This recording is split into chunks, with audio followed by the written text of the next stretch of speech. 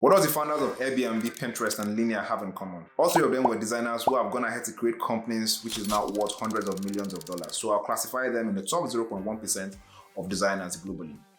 But aside from starting your own company, what are the other things that you can start doing to get ahead of 99% of designers? In this video, I'm going to be breaking down 8 things you need to do to be in the top 1% of designers globally, starting today. To be in the top 1%, you need to start doing what 99% of designers are not doing. That brings us to the first thing, which is to embrace ambiguity. 99% of designers are waiting around for clear requirements to be passed down to them from product managers or senior stakeholders before they can understand what to work on.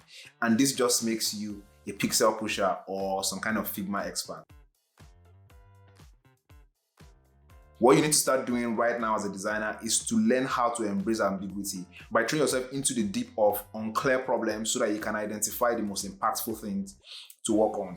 As a designer, you need to be the person that is shining the light on the work that needs to be done. You need to be like at least 3 steps ahead of your team in shining the light and painting the vision of what needs to be done and what needs to be achieved to be able to solve a problem that can bring the most impact to the users and the business of whatever product that you're working on. If you're not getting involved in the conversations of a new product, whenever the conversation starts, you need to find polite ways to insert yourself in the conversations, like making sure that you have frequent one-to-one with your product manager so that you can always get updates on what needs to be done and you can always be 1 or 2 steps ahead by painting what the vision might look like. Embracing ambiguity helps you to be 3 steps ahead of every other person in the team, and this helps you to shine the light on the most impactful initiatives. This brings us to the second thing, which is to always find the 20%.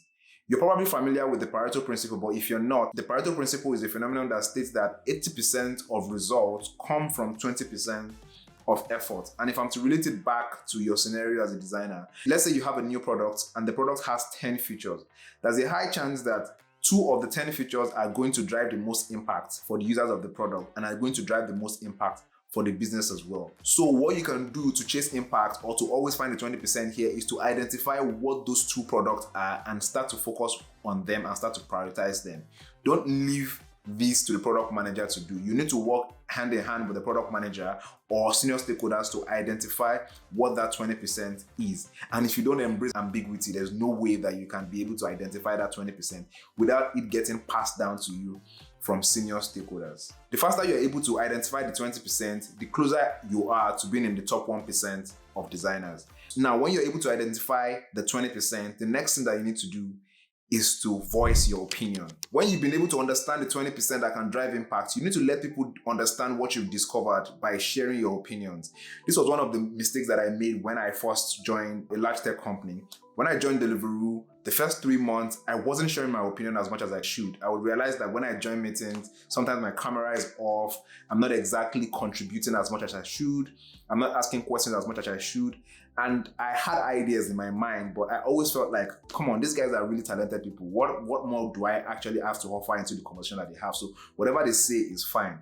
But I was forgetting the fact that I was actually hired. There's a reason why I passed the interview. It was because there was something that I had to contribute to the team. That was why I passed the interview. And I had huge imposter syndrome. So I actually wasn't expressing my opinions. I wasn't asking questions. I wasn't sharing my opinions as much as I should. And after the first 6 months and the review season went by, I got 2 feedback that has shaped my career from that moment. And I'm going to read the feedback to you.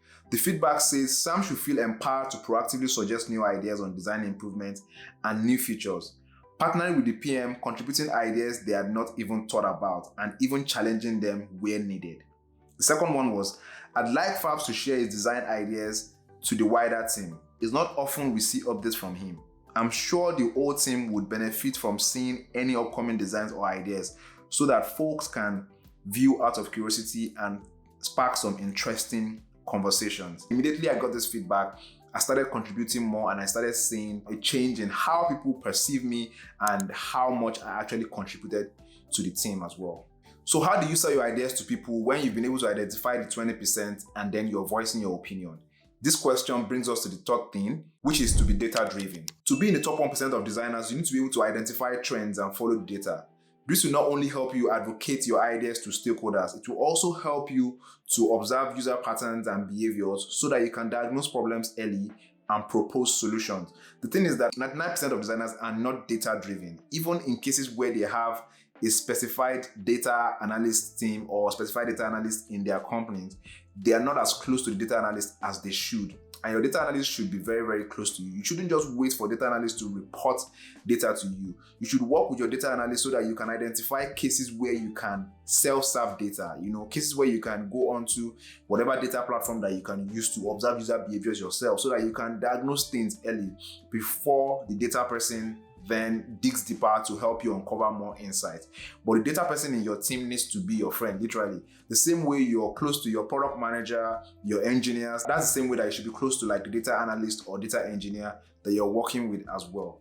And for people that are working in companies where data is not priority to the company, or the company is not really investing in data, this is where you have the chance to start advocating for data in the company. And you can start by something as simple as Google Analytics to be able to track user data, or something as simple as Looker to be able to track user data as well. Whenever you're picking up a new project, understand what the success metrics of that project is. That should be part of the plan from the very beginning.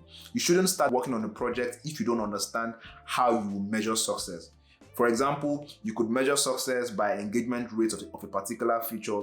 You could measure success by reducing the churn rate, by reducing the amount of times that people are actually dropping off on a particular feature. You could measure success by click-through rates. There are so many ways that you could measure success, but you should be able to identify ways to measure success at the beginning of the project so that you can know if your design is working or if your design is not. I want to make a more in-depth video about how you can be data-driven as a designer. Let me know in the comments if this is something that you'd be interested in. The next thing that you need to do is to be a systems thinker. The top 1% of designers solve complex problems, and to solve complex problems, you need to practice more systems thinking and less linear thinking. And you might ask, what's the difference between linear thinking and systems thinking? Linear thinking is using similar solutions for similar problems because you're familiar with the problem already, so it's a less creative way of problem solving. While systems thinking is analyzing a problem in the context that that problem exists to ensure that you get to the root cause of the problem and avoid treating symptoms. For example, you walk into your room and you turn on the bulb and the light does not come on. The first thing that comes to your mind is, oh, this bulb is bad, so I need to change the bulb. So you go to Amazon, order a new bulb, and you fix it, and the light comes on. Fine.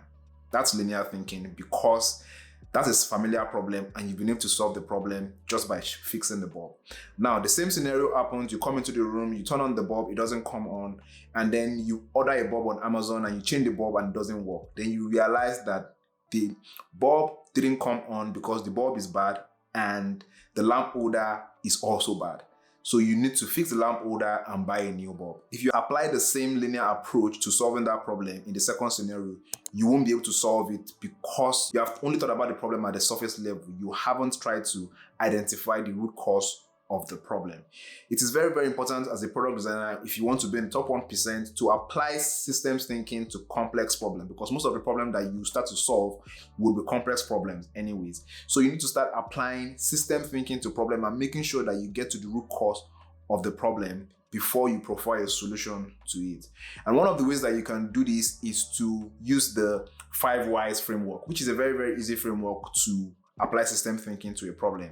In the 5 whys framework, what you're basically doing is whenever you have a challenge, and I want you to try this with your next challenge that you have at work, whenever you have a challenge, you can always ask why 5 times, and you can do this alone. So ask why the first time and talk about the reason why you're solving that problem or the reason why that is a problem. Then ask why and try to go a level deeper.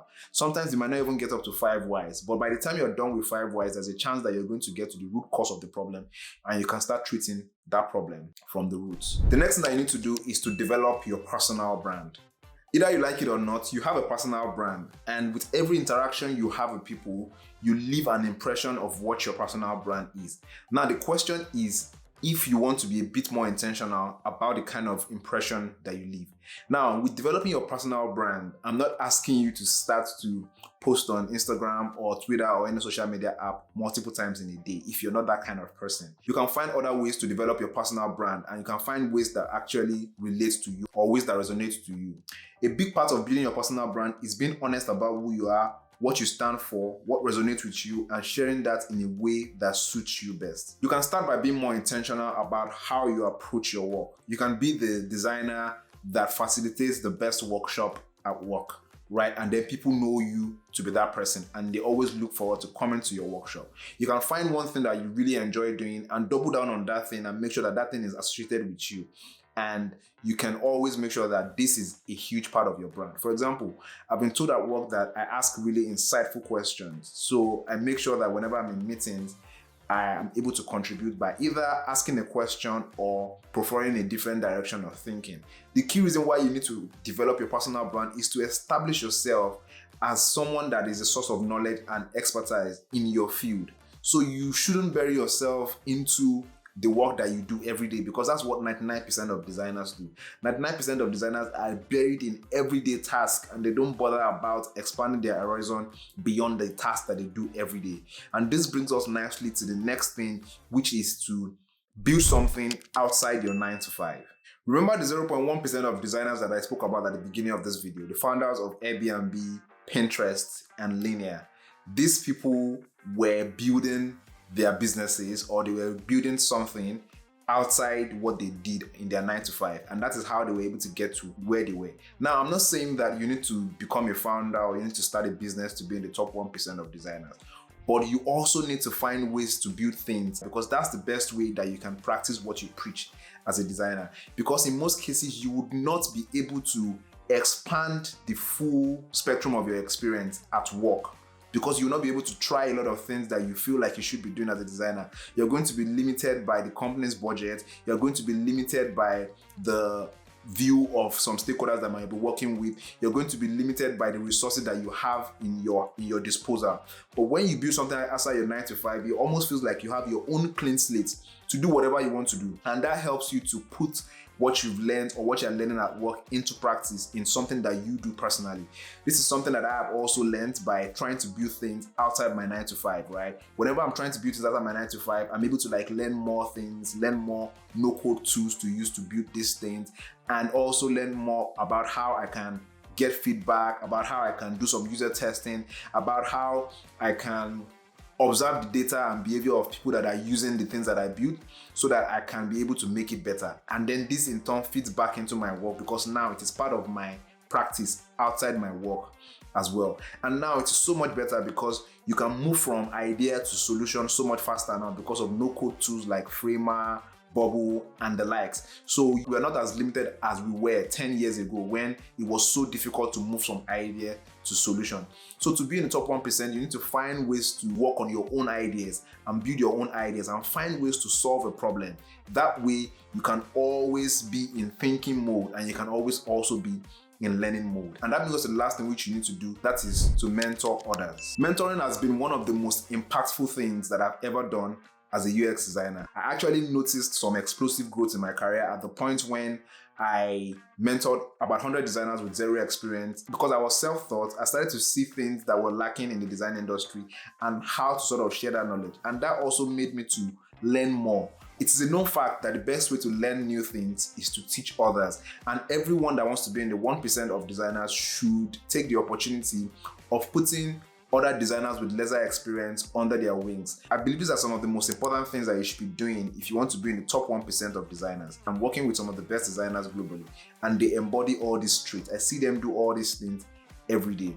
Thanks for watching this video, and if you'd like to watch another video from me, you can watch the video where I break down what makes a great design portfolio.